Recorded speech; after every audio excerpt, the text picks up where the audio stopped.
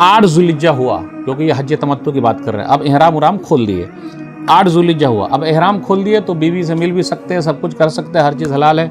वहाँ गए हैं तो आप तिजारत भी कर सकते हैं, कोई हरज की बात नहीं, सामान उमान भी खरीद सकते हैं। लेकिन मस्जिद हराम में एक नमाज का सवाब 1 लाख के बराबर है। तो इतना पैसा लगा के गए हैं तो बाहर काहे को टाइम पास कीजिएगा, वहीं रहिए, मेहनत कीजिए, नमाज पढ़िए ज़्यादा से ज़्यादा।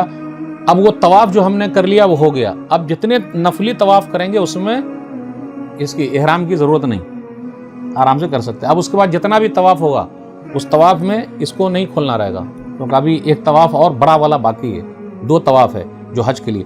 अब 8 ज़ुल्हिज्जा शुरू हो गया। 8 ज़ुल्हिज्जा जब शुरू हुआ तो हमने क्या करने का, इहराम बांधने का। जहाँ ठहरे वहीं से इहराम बांधना, हज की नीयत से। कैसी नीयत? लब्बैक हज्जन, लब्बैक हज्जन हो गया। अब उससे पहले आप इहराम बांधने से पहले गुस्ल भी कर सकते, अपने को खुशबू भी लगा सकते, क्योंकि बाद में आप लगाना उगाना नहीं रहेगा, खुशबू नहीं लगा सकते। फिर इसी तरह सर को ढाँप भी नहीं सकते।